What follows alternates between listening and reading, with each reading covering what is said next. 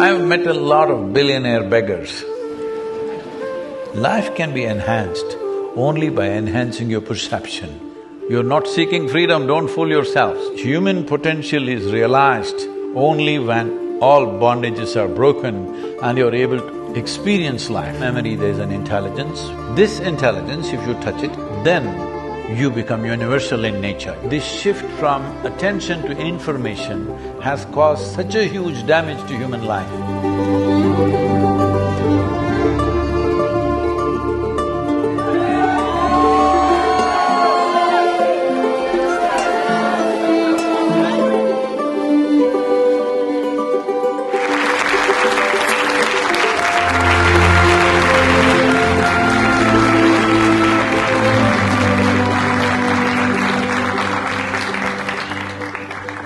Jananam sukadham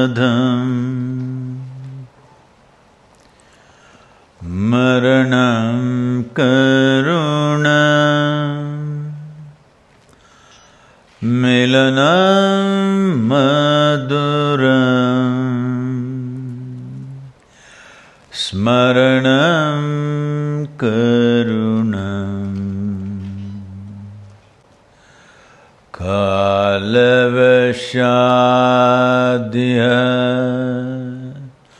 sakalam karunam samayadipate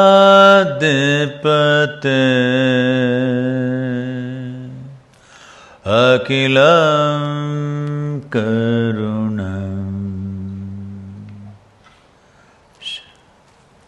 Namaskaram and good afternoon to all of you.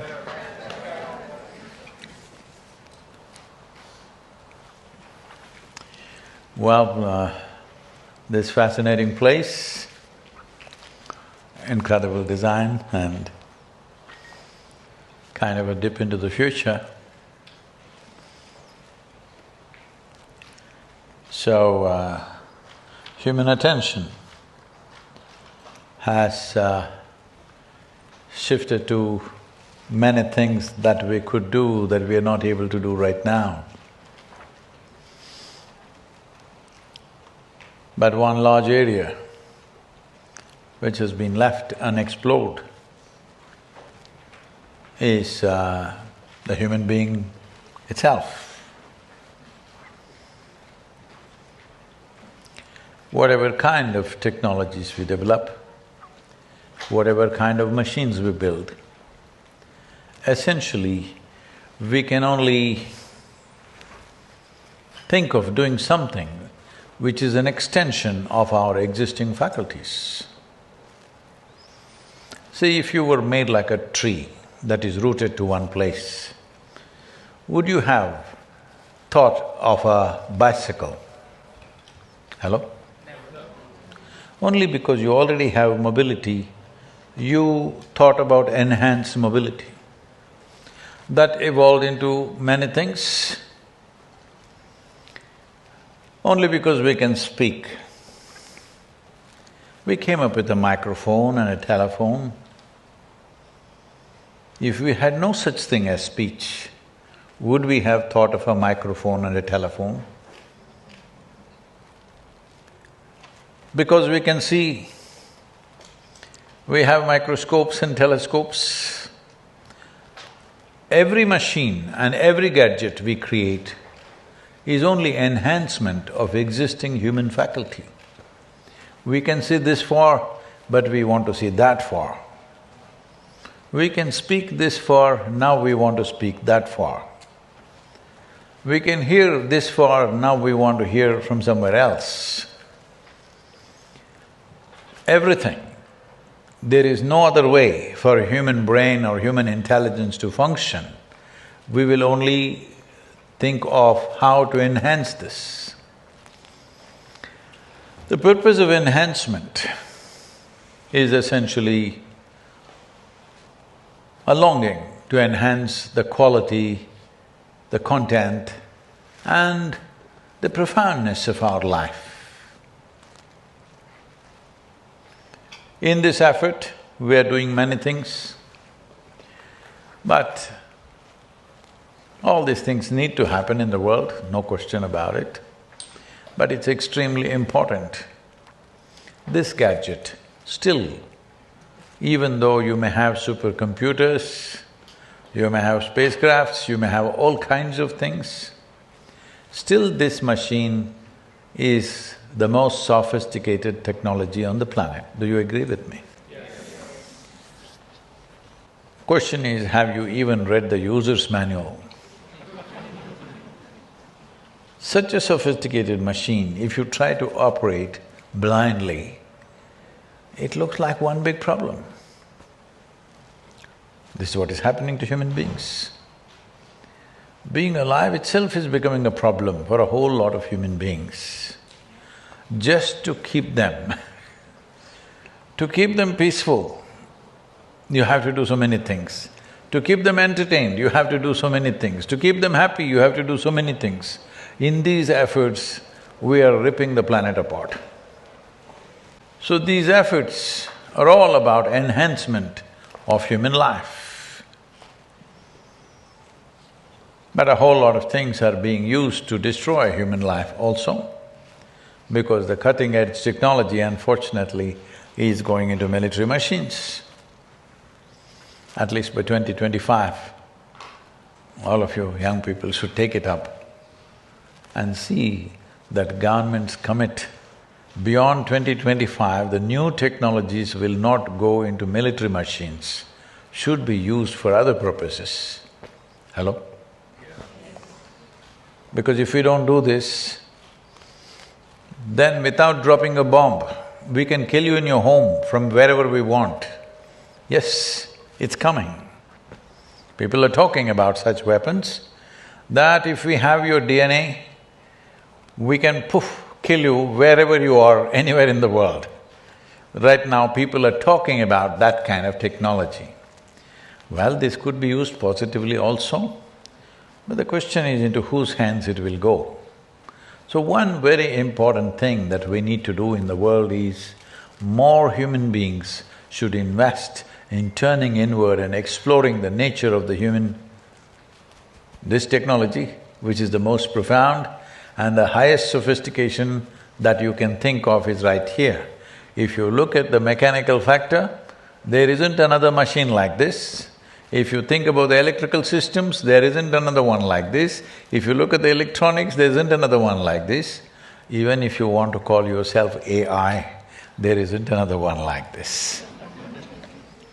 There is a huge misunderstanding between what is intellect and what is intelligence.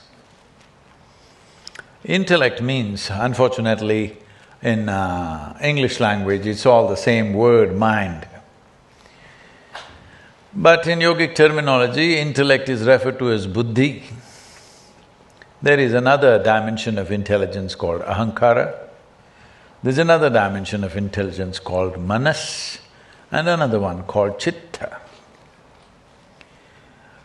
This manas can be further divided into 8 parts.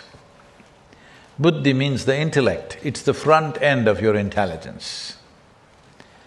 You want your intellect to be sharp. Hello? If you don't say yes, I'm blessing you. You want your intelligence to be sharp. Yes. Okay. But now, the moment I give you a sharp knife, you must also have a very steady and conscious hand. Otherwise, this knife will either cut you up or cut somebody else up. Knife is not dangerous. Knife makes life, isn't it? You can use it to save life, to make life, or to take life. Yes or no? Same knife. Yes. Because which hand holds it is the important thing. So, buddhi or the intellect, we want it really sharp as possible, because it is this aspect of our intelligence which cuts through the world, which deciphers things for us, which gives us logical deductions to things that are happening around us, this is that part of intelligence which takes care of your survival process. Because today we have glorified our survival, we call it economy, we call it ambition, we call it progress, but it is survival glorified. I'm just saying, I've met a lot of billionaire beggars. They're all billionaires, but still in the same begging mode, every day hankering for one more paisa. Wherever they see, they're licking up the coins that they can see. Now today they call it, crypto coin, but it's not just a copper coin, it doesn't exist. So, so even if you become a billionaire, you will be still begging, still be hankering. Just recently, when I was in United States, I see a young man around me, he's moving around like his tail is on fire. I say, hey, what's the problem with you? What is it that you're trying to do? Sadhguru, I want to earn $1 billion. I said, don't worry, tomorrow I will give you $1 billion. Really, Sadhguru, you will give me $1 billion? I said, yes. He had come with 8 of his friends. I said, look at these 8 guys, I'm going to give all of them $10 billion, you will get $1 billion. Sadhguru, why Sadhguru? They're getting 10 billion. Arey, you only asked for 1 billion.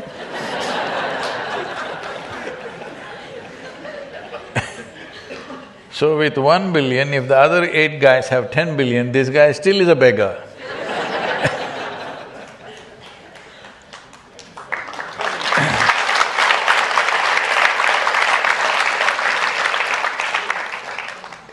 So the moment we try to enhance our life with accumulations, whether it's money or knowledge or relationships or wealth, it doesn't matter what.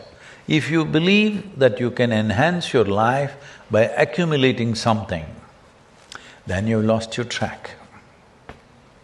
Life can be enhanced only by enhancing your perception and profoundness of experience. Otherwise, it'll not be enhanced. You can sit on the top of the mountain and still be frustrated. You can sit in a palace and still be miserable. Yes or no? Yes. Because enhancement of life will not happen with accumulations. Accumulations can create some amount of comfort and convenience, some ability to act in the world, but it will not enhance your life in your experience. That if you sit here, you will not feel any enhanced because of your bank balance. Your enhancement is only because this person sitting next to you has nothing. You're just enjoying his poverty. Hello? Essentially, people are enjoying what other people don't have. If I enjoy what you don't have, I call this sickness, not success. Hello? None of you have eaten for 3 days. No, just an example. It may happen, I'm preparing you for 25 years later. Future, it's a future museum, I'm just telling you.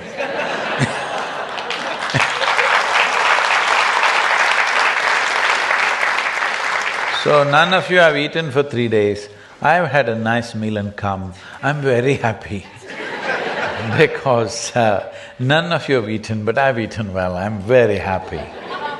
You call this happiness or sickness? Unfortunately, we have spread this sickness across the world that we enjoy what others don't have. Someone, I was walking in a hotel in Delhi where one part of the floor of that hotel is taken up by the De Beers Diamond Company. So there's a lady, one of the Delhi ladies walking with me and says, Sadhguru, will you buy me a diamond? She knows I don't have a rupee. I said, why do you want a stone? You will get the stone when you're dead. Why a stone now? Why do you want to carry a stone? No, no, I'm talking about diamond. I said, for me it's just a stone. No, no, diamond is beautiful. Diamond is not beautiful. We can cut a piece of glass in such a way it looks far more beautiful than a diamond. You're not buying diamond for its beauty, you're buying it because it's scarce and everybody cannot have it. Hello? Oh, who is that? Who was that? Ah, you got it. That's a time of your life when you must get this.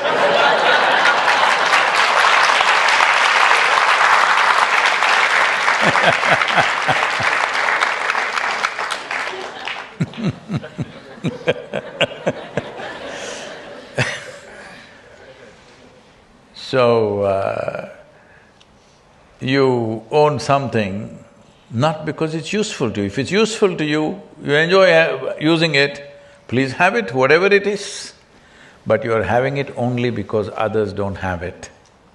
This is a sickness. This will naturally happen to you if you enhance your intellect without enhancing other aspects of your intelligence. Because the nature of the intellect is to accumulate. Today you call it as information, you call it as data, essentially it is accumulation. And because of this information, we have given up on human attention. It is only with human attention you can open any door in the universe. Keenness of your attention will do that. But today, right now I've looked up Wikipedia of all of you guys, I know everything about you, I don't have to look at you. This is how we have become. Hello? Yes. Because I have information in my head, I don't have to pay attention. See, whatever information, let's say if I take one of you as an example, if I have all the information about you, about your life, still it could be wrong this moment because a human being is a possibility. This moment you may be something other than what information I have, isn't it so? If I am not open to that possibility, I am missing the whole human being because a data doesn't make life. Data is the footprint of life, not life. If you see my footprint, that's not me, isn't it? And the whole, once you are thinking about accumulations, the next thing is you want to leave a footprint. Those who want to leave a footprint in this world, they shall never fly.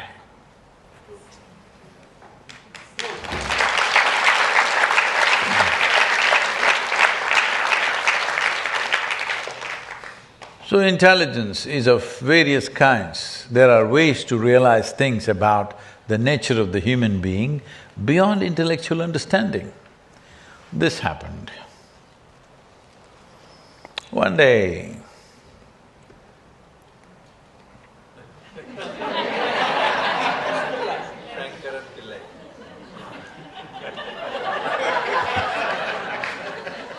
are you introducing yourself?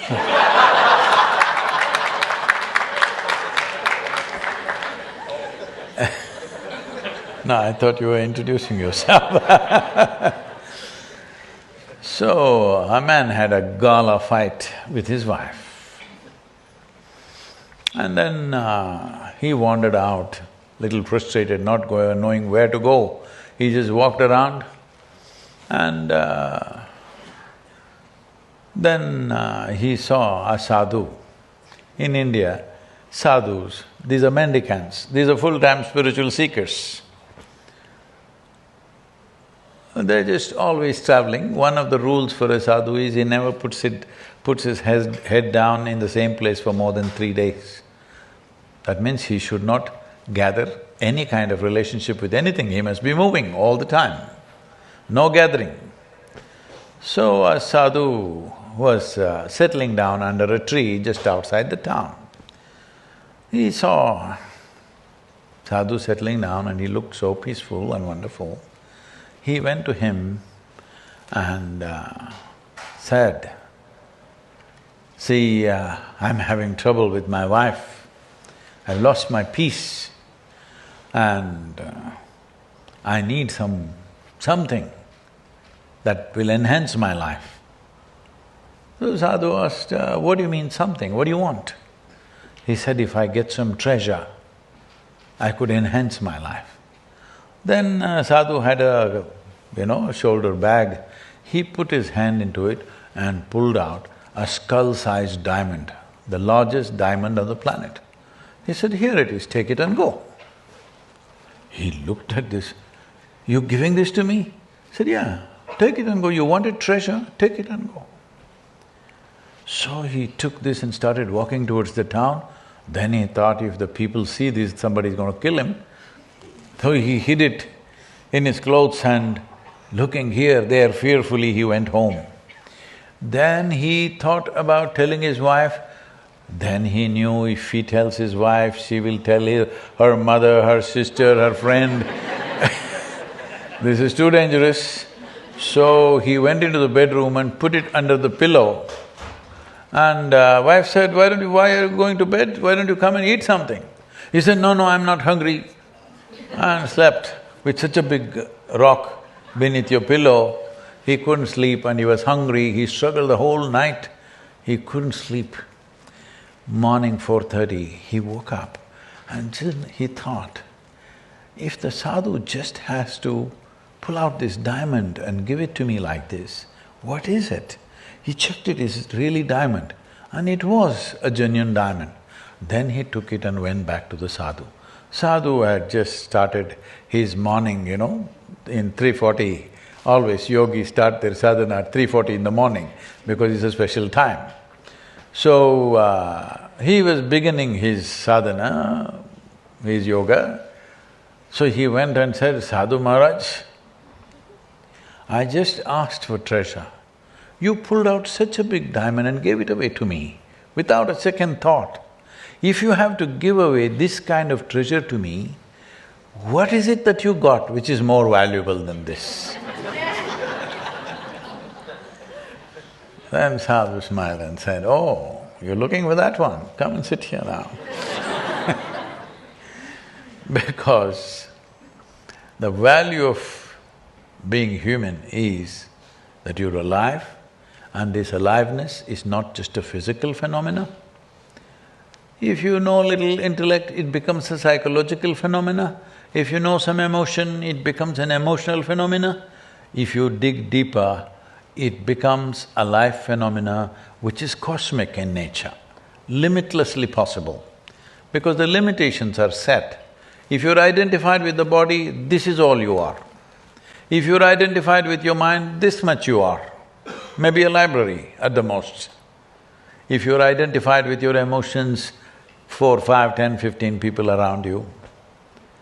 But if you're not identified with any of these things, you have all these things.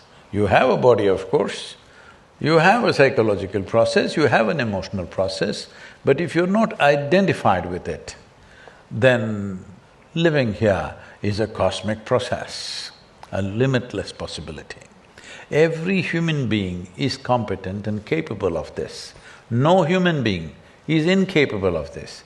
It's just lack of focus, lack of priority, that's all. What they're looking for, that's all that's happening. So why is it not naturally happening? It would naturally happen without even looking for it, if you were not identified with anything. People keep asking me, Sadhguru, where did you learn all this? What about this? How did you get this? How did you get that? Because everybody knows I'm quite illiterate. I don't read, I don't listen to anything, nothing. Where does it come from? So this is all it is, that what you identify with, you become that. If you get identified with this vessel, very strongly identified, this is my vessel, this is my vessel, if somebody takes a hammer and hits it, your heart will break. Yes or no? Yes. So this is the power of identity. This is the second layer of intelligence, it's called ahankara, identity. This is something totally neglected in modern education system, because how your intellect will function simply depends on how you're identified. If you're identified very strongly as a male person, it functions that way. If you're identified as a woman, it functions that way. If you're identified with a nation, it functions that way. If you're identified with a religion, it functions that way. If you're identified with a family, it functions that way. Whichever way you identify yourself, your whole intelligence will function that way, isn't it? To a point where you're willing to live and die for it. Yes or no? Yes. So this is how powerful identity is. But we are allowing that to be formed just like that. As with associations, we are becoming identified with this and that. So, in the yogic culture, when a child becomes 12 years of age, first thing we do is that the child should take a cosmic identity, a limitless identity, identify with the universe in which you exist. We are talking about a universe and cosmos because if you say, stay here without identity, you don't know how to be, because intelligence will not function like that. Your intellect cannot function without an identity, it needs that intent. So you give it a cosmic identity because you do not know the boundaries of the cosmos, where it begins, where it ends. So it's almost being limitless. Conceptually, it is a limitless possibility. In reality, there may be a limit, but we are not able to see those limits, so it's limitless at least in our perception. So the second dimension of intelligence, which we call as ahankara, which is identity-based, if you manage this in a limitless way, let us say you have a universal identity, now your intellect functions in a certain way. If you're identified with just this one person, your intellect functions just all the time trying to protect these two things. If you're identified with 4 people, it just functions within that 4. If you're identified with 10 people, just within those 10. But if you're identified in a limitless way or with the cosmic identity, your intellect functions seamlessly. This at least you must do to yourself, otherwise you are a free bird but caged. The state of humanity is like this. A bird which was living in a cage for a long time, now the door is blown away, but out of sheer habit, it never flies. It sits right there because it's gotten used to that. This is the state of humanity right now, because for all creatures on the planet, nature has put 2 lines. Within those 2 lines, they must live and die. But for the human being, there is no top line. But still everybody is trying to put a line. You're trying to make a bond with something or somebody because you like bondage. You're not seeking freedom, don't fool yourself. People are too scared of freedom. Hello? Yes. But freedom is the highest value, isn't it? The whole Eastern cultures come from this, that the only value is mukti or liberation or freedom, that's the only value. Everything else should serve to make you free. Because human potential is realized only when all bondages are broken and you're able to experience life. People are afraid, parents are saying, you must have bondage with me, to their children. Why? Why can't somebody be with you by choice? Why should they be with you because they're bound to you? Hello? Is it not wonderful if somebody is with you because they're choosing to be with you right now? They could go anywhere, but they're choosing to be with you. That is wonderful. They're here because they're bound to you. That's a terrible way of keeping people with you. Hello? But unfortunately, everybody is seeking bondage because they want to concretize. Anything beautiful happens in their life, they want to concretize that. The moment you concretize that, life is gone out of it. See, if you meet another human being and something beautiful happened, now you want to capture it because you are still an accumulator of things. You think you can capture that emotion, capture that experience and put it in a concrete box and have it forever. Life doesn't work like that. If you want flowers in your garden, every day you must water it, you must look at it, you must care for it. Otherwise, you will end up with plastic flowers, which are guaranteed for 5 years. And it's very useful they are. If you have plastic flowers in your house, when your guests come, you can arrange it. If your children are not behaving, you can take it and whack it and put it back again. These flowers are trouble. In a day, 3 times you have to look at it. In Dubai, 5 times you must look at it. Okay, whether they're okay or not, what do they need? Unnecessary care, but it's life. Hello? Yes. And the only value that you have to yourself, that is your life, isn't it? Not because you're a body, not because you're shapely like this, not because you have so much brain, because your life, all these things matter, isn't it so? Yes. Because I see a lot of people, see, your hair is wonderful, but only if you're alive, isn't it? Hello? Yes. Your nose is also wonderful, only if you're alive. Yes or no? Yes. Have you ever been to any funeral? Yes. You've seen some dead people? So this guy is like this.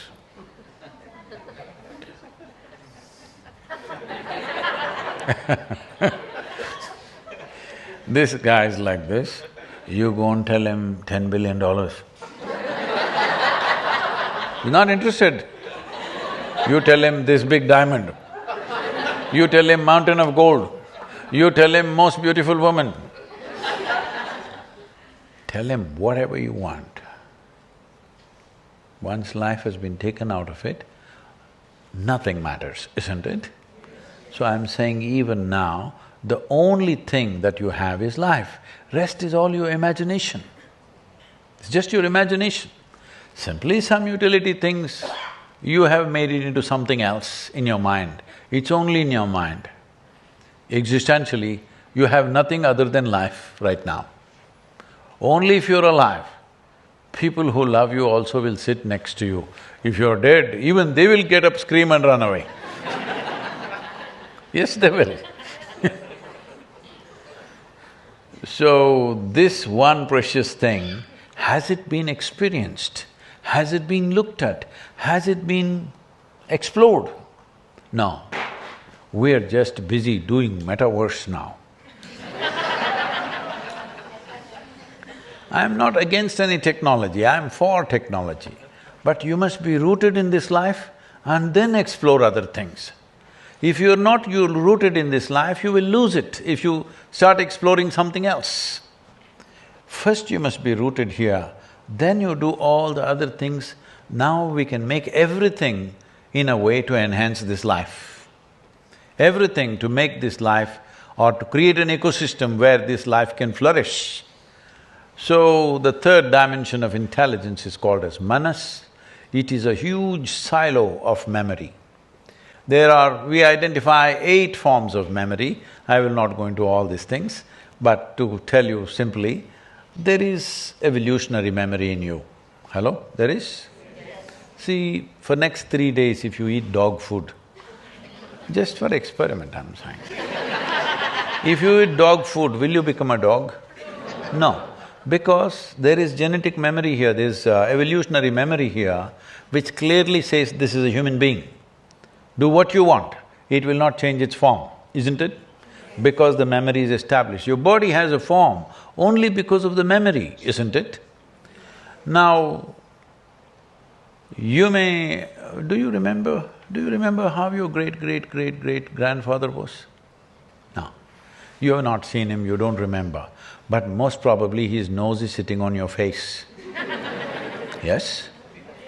Because your body remembers.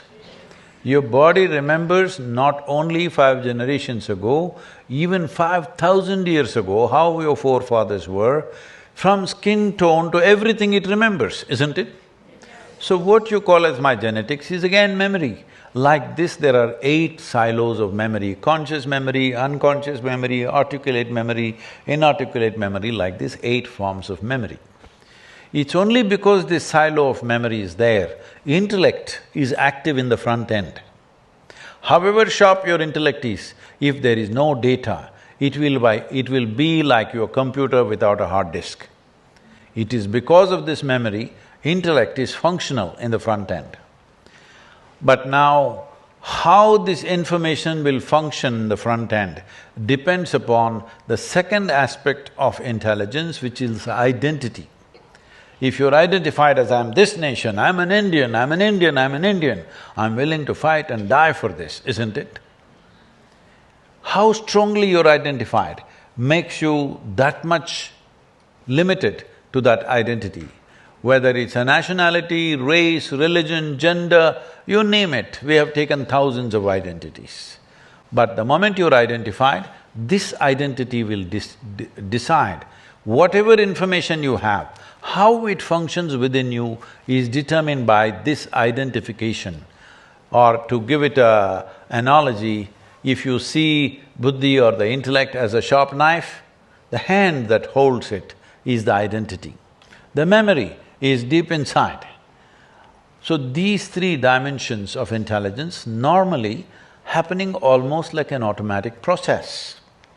If you bring awareness to it, if you bring consciousness to it, there are many miraculous things you can do. But if you go a little deeper, there is another dimension of intelligence there, which is unsullied by memory, an intelligence without memory. Because memory is a great possibility. Who you are right now, you are a man, you are a woman, you are this, that, so many things in the society. Everything is by memory, isn't it?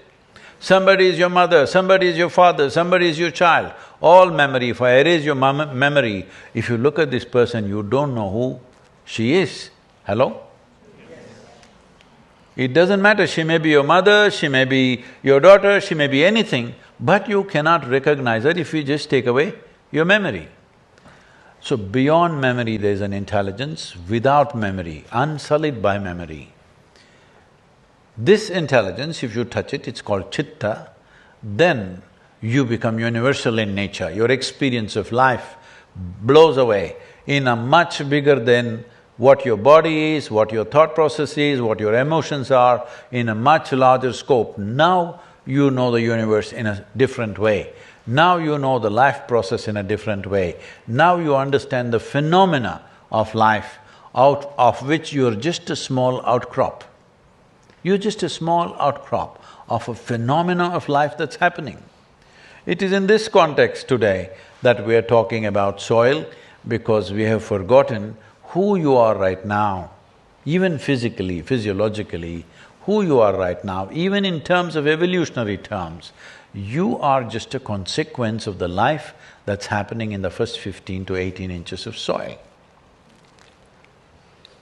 There are many ways to look at this. One simple way is, nearly 1 billion years ago, they say, for the first time, a very smart algae or a fungi, we don't know which one, because we still don't know whether it was a caveman or a cave woman who first learned how to cook food with fire. Are you sure about this? Everybody says it's a caveman, but ladies, it's a woman who sets fire usually.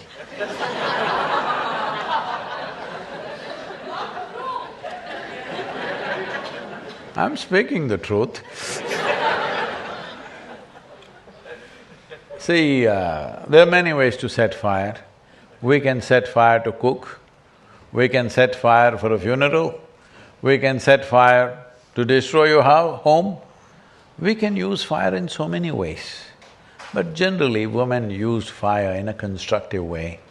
It is a man who threw a bomb most of the time in a destructive way. No, be nice to men, what are you doing? So, we don't know who did it. Similarly, we do not know whether it's this algae or a fungi, but for the first time, they discovered a way of cooking their food with the perpetual energy of the sun. That phenomena today we called as photosynthesis. Before this phenomena of photosynthesis started, the oxygen content in the atmosphere was a shade over 1%. Today it is 21%. That's the only reason you and me are here. That is the only reason this kind of life became possible. This complex life became possible because atmospheric oxygen is an important part of that. But in the last 1,000 years, we have removed 85% of photosynthesis on the planet. That means 85% of the oxygen manufacturing factory on the planet, we have removed. Does it look like a suicide mission to you? So this is what we are trying to reverse with Save Soil. I know 71% of the land is under agriculture. When there is crop, there is some amount of photosynthesis. When there is no crop, there must be a cover crop, or there must be a tree crop which is partially covering the land. One way or the other, there must be maximum amount of photosynthesis on the planet because it also sequesters carbon, it also keeps the land rich, and it feeds all the other organisms, planet stays alive. This is what Save Soil is about.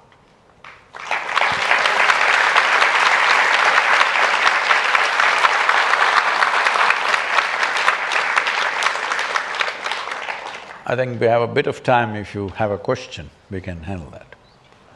Thank you, Sadhguru. Namaskaram. Sadhguru, inner engineering and Shambhavi Mahamudra.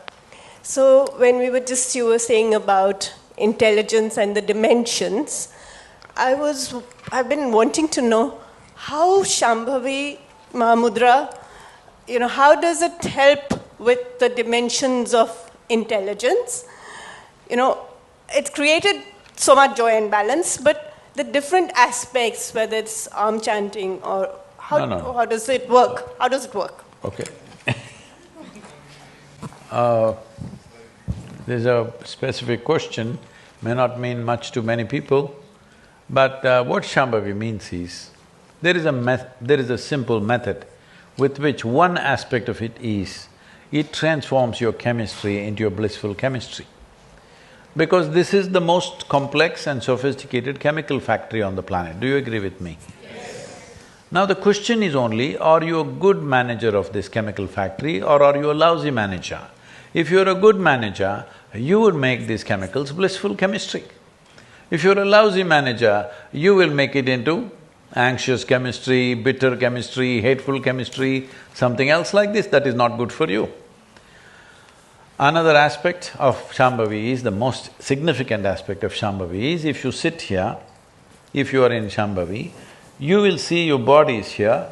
What you see as your psychological process is little away from this, and you are little away from these two processes. Your physiology and your psychology, your physiological process and your psychological process and who you are, there's a little space. Once there is a space between you and your body, between you and your mind, this is the end of suffering, because you know only two kinds of suffering: physical suffering, mental suffering. Do you know any other form of suffering? Oh, you haven't found any? Okay. So physical suffering, mental suffering, once there is a little bit of space between you and the body, between you and the mind, this is the end of suffering. Once there is no fear of suffering, only and only then you will walk full stride in your life. Otherwise, no matter what you're doing, carefully observe yourself and see, no matter what you're doing, what will happen to me is always the thing which limits you, isn't it? That means suffering may come. If there is no possibility of suffering, whatever happens, this is how you will be. If you had this assurance, would you do a lot more things in your life? Yes. You must. That freedom should come. For this, you need a little space between you and your body, between you and your mind, because when you're in it, you never know. See, human beings walked this planet for thousands of years, but they couldn't figure it was round. Because even now if you walk up and down this hall, planet flat or round, tell me? It is flat in your experience. So, when is it that this became clear? When they started navigating the oceans, to some extent they got some idea, but once they started flying, very clear. Once we went up and stood on the moon and looked down, 100% clear. Why? Because of the distance. Once you create a little distance between you and your body, between you and your mind, you know the full mechanism of this body and your mind, how it functions and what it is. Without knowing that, if you ride this life, then you will be blundering. See, anything, the phone that you carry, the more you know about it, the better you can use it. Is it so? Why don't you think it is so with this? The more you know about this, the better you can use it, isn't it? So this is all it means. If you want to know this, either you can search the libraries of the world and get all bits and pieces of information, but you yourself are here with a living body, living human being. If you want to know about this, should you turn inward or should you read a book? I'm asking, should you go to the library? You should turn inward because you yourself are life. You shouldn't ask me what is life. People ask me, Sadhguru, how do you seem to know everything? I don't know anything, this is a secret, don't tell anybody. I know only one thing. I know this piece of life from its origin to its ultimate nature. I'm only talking about this. People think I'm talking about them. People think I'm talking about the world. People think I'm talking about the universe. I know only this. I'm only talking about this. This is the nature of life. If you know one piece of life fully, you know the whole universe because fundamentally it's the same thing, only in complexity and sophistication it may multiply, but it's essentially the same thing. See, if we study an amoeba, we can know you because the fundamental design is same.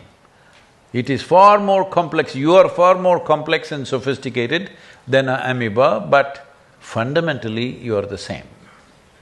So if you know an atom, in some way you know the whole universe because essentially it's the same structure, but more and more complex and sophistication happens.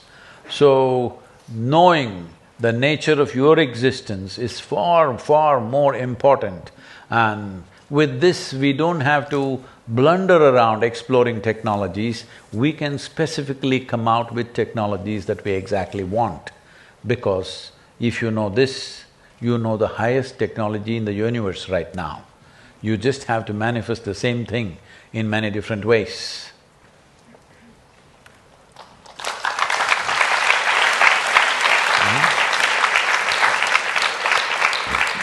Sadhguru, good afternoon. Please take the microphone, anybody. Good afternoon, Sadhguru. That's a phenomenal journey that you took us on. You're easily among the best storytellers on the planet. I'm sorry? You're easily among the best storytellers on the planet, and that's an amazing journey that you've taken us all on. I'm talking about me and you're calling it a story? Life is a one long story, but Sadhguru, the reason I'm standing up to talk today is to introduce you to my son. He's 30 years old now. He's never spoken in his entire life, and he started communicating through a communication board about 3 years ago. And he was pretty much written off as somebody who didn't have much of intellect, chitta, buddhi as he called it. About 3 years ago when he started writing poetry. And I'd like to offer this scroll to you. It's a poem that he wrote about a couple of weeks ago, which went viral on the Save the Soil Conscious Planet website.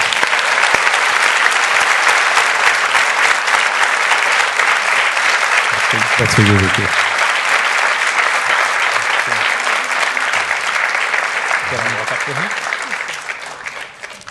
I'd just like to get him to hand over the scroll to you if you don't mind. Oh, you can read it from there? No? Oh, sure, I could.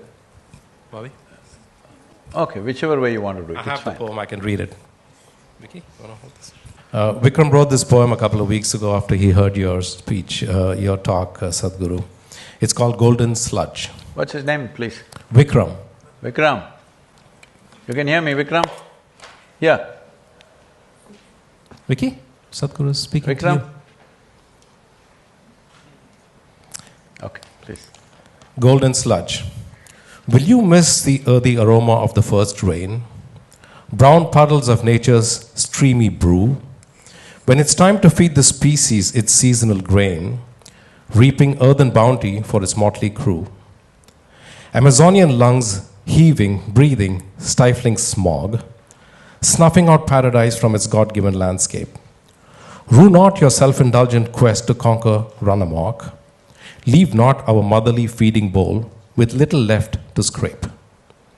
Acrid plumes of acid rain burning already scorched earth, saplings burnt in their surrogate tracts of machine-tilled factories. Snuffing life's will for birth and rebirth, drowning wails of coming generations' soulless stories. The ground below making way for 6-foot coffins, worms dwelling in lifeless habitat, sentencing the planet back to its arid origins. Wake up to feed the swan before it chokes in the starving weeds. That's by Vikram.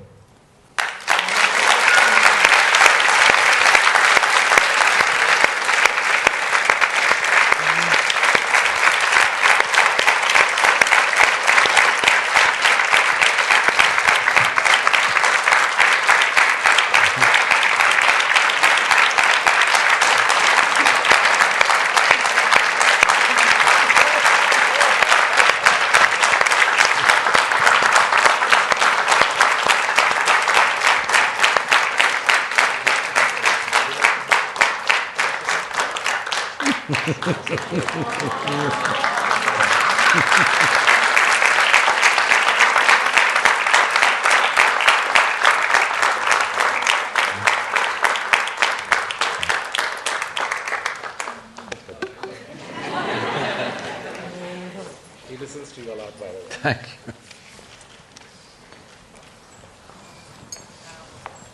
Sir, I feel Indian theory has incarnation, and you tell many times incarnation, incarnation of Rama and Krishna. I feel you are the incarnation of Adi Shankaracharya. Adi Shankaracharya, who gave a very big impact on the world. You are the soul of Why are you Adi making me Shankaracharya. somebody other than who I am? What I feel. This is what I feel. And because soul gave us structure. Use a soil. Soil gave us structure to us. But we have a soul. Soul comes. Oh. You are the soul of Adi Shankaracharya, and different structure given by the soil. That is why you are saving the soil. Okay, sir. Second thing. Okay, no. One Second, theory. One theory is enough, Yeah. please. One question I have. I have one question only. We'll come to that. Let me explain this Adi Yes. Shankara's soul. See, I was in Bahrain 4 days ago. I was in Bahrain. One of these wonderful ladies who is doing a lot of work, she's a Sheikha and she's doing a lot of work. And she has a whole bunch of young women team. She says, see this girl, this is an angel. She does this. This is another angel, she does this. I said, hey, stop doing this. These are human beings who came by normal birth and they're doing fine. Tell me they're wonderful human beings. Why are you going on saying they're angels from somewhere? So essentially because very few human beings utter the word human proudly. How many human beings say, I'm a human being with pride? They say, oh, I'm only human.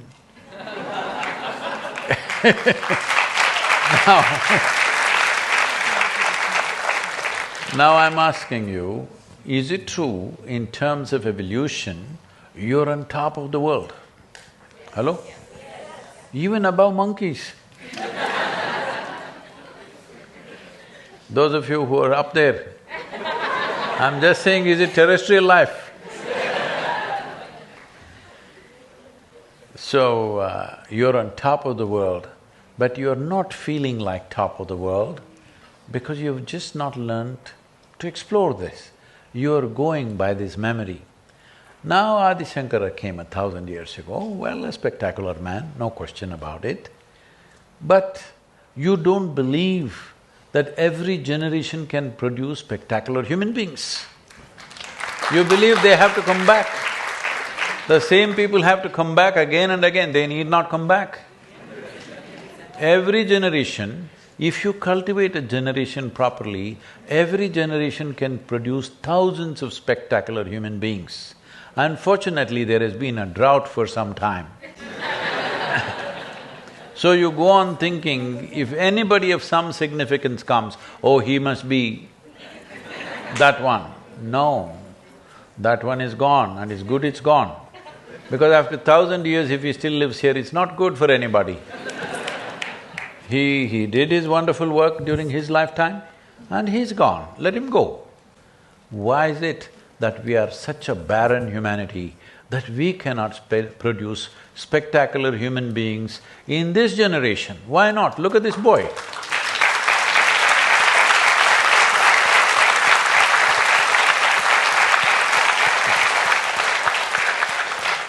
So don't go on pulling back the dead. Leave the dead to the dead, somebody said. It's very important because if you don't leave the dead to the dead, you will not know how to value life. Because this is a very bad habit most of you have, that people that you were not on talking terms with when they were alive, the moment they die, they become so wonderful. Huh? Whole lot of people are doing this, isn't it? When they were alive, they were bickering with each other, can't talk to each other. But once they are dead, oh, my father was such a fantastic man. When he was alive, you couldn't stand him. So I'm saying, life is very brief. When people are alive, whatever kind of nonsenses they have, just make the best out of it. Because they will be dead or you will be dead soon. Hello? When I say soon, I'm not wishing you a quick death. I bless you with a long life, but if you're joyful, it's going to be very soon. Only if you're miserable, it's going to be very long. Yes? So, this habit of plucking fruits from the past, you must give it up, because if you pluck fruits from the past, you cannot eat it, you can only imagine and show it. See, I plucked a fruit from 10 years ago from a tree. Here I have it, do you see the apple? Hello? I can talk about it, talk about it, talk about it and make it real in your mind, but you will not be nourished by it.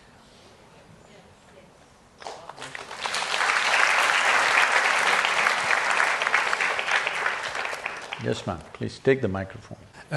You talked about the different layers of intelligence, and concerning the second layer, you said it's an identification with the universe, which you teach children when they are 12 years old. So my question is, why 12, and how do you teach them? Till they're 12, don't mess with them. Because in the yogic culture, till they're 12, we don't believe in teaching them anything. No ABC, no 1, 2, 3, no nothing. Just eat well, sleep well, learn to behave well, and just be there. Grow well. Before the brain grows to its capacity, if you start putting too much silly knowledge into their head, you're in some way crippling the human being. Whether you understand this or not, most schools in the world are crippling the humanity. With good intention, of course, because the most horrible things happen always with good intention. Hello? So, till 12, don't teach them anything. Let them just absorb the world around them, because if you do not teach them anything, teach means what? You don't load them with information. If you do not put any information, a child will wonder, look at everything with great interest. You say, oh, this is a butterfly species, the species number 21. He won't even look at the butterfly. Otherwise, if he looks at the butterfly, he's being flies with the butterfly. That must happen. That must happen to you even today. Hello? Yes. But because you know knowledge, there is the story, the biblical story, the first story, it seems there was a dumb couple called Adam and Eve. They did not know what to do with each other, and they ate this fruit from a particular tree. What tree was that? Tree of knowledge. Apple, the word apple means, in ancient English, apple means just fruit. Any fruit was called apple. So they ate from the fruit of knowledge. From the tree of knowledge. And it seems, see, your parents are telling you, you must eat the fruit of knowledge. Your teachers are insisting you must eat the fruit of knowledge. Everybody around you is telling the same thing, but it seems God told you, do not eat from the tree of knowledge, you shall fall. And they ate that and they fell. It's not about that Adam and Eve. Every Adam, every Eve falls because they collect information about life. See, right now it's like this. Let's say I had met you 25 years ago. Who is old enough for that? I'm just looking. I can't point at the ladies. Okay, somebody. I met you 25 years ago. And at that moment, you were doing something that I did not like. Then I thought, this is a bad guy. Now 25 years I did not see you. Today you came and sat here. Then I think, why is this fellow here? In 25 years you might have become the most beautiful human being. But my mind will not allow that. My mind will say, this guy is not okay. So this is knowledge. So it will not allow you to experience what is there. This is why this shift from attention to information has caused such a huge damage to human life. It's very important a child develops attention. If you don't teach anything, more attention. When she's not here now, she's gone somewhere else. She was here just now, my daughter, she's here somewhere in this building. And oh, she's here. Okay. So, when she's 3.5 months old, she's traveling with me all over the place. Then I saw all adults have a compulsive need to teach something. When they see a child, they want to teach something. They want to teach all that nonsense that did not work in their life. See, between a child and an adult, generally, not always, generally, who is more joyful? Who should be a consultant for life?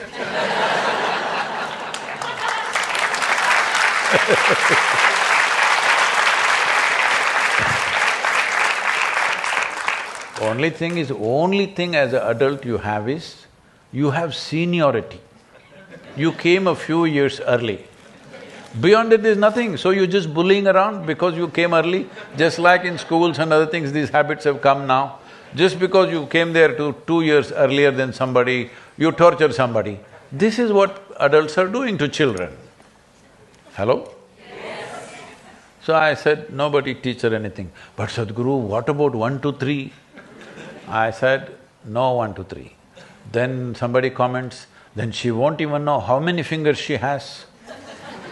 I said, what does it matter? If she thinks this is 10 or she thinks this is 1,000,000, what does it matter to me?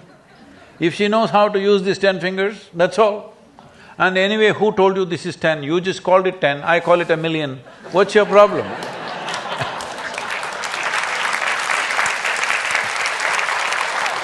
And can we teach her some rhymes? Mary had a little lamb. Say, I don't care whether Mary had a lamb or not. No, Mary had a little lamb, no ABC, no 1, 2, 3, just leave her alone. If you want to play with her, play with her. Otherwise, just leave her alone. Because this nonsense of wanting to impart this nonsensical stuff, which is all about survival. Only things adults know which children do not know is they know a few tricks of survival. They know the marketplace. That a child will learn when time comes. The important thing is, you learn to become an exuberant, joyful, profound life. This is most important, because that's all you got. You got nothing other than life. If life is taken out of you, there is nothing else in you, isn't it? If you do not give significance to that, then you will have everything and you will have nothing. This is what modern societies are. Everything, the way you cannot imagine.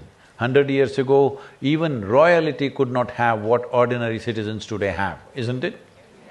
But are they bursting with joy?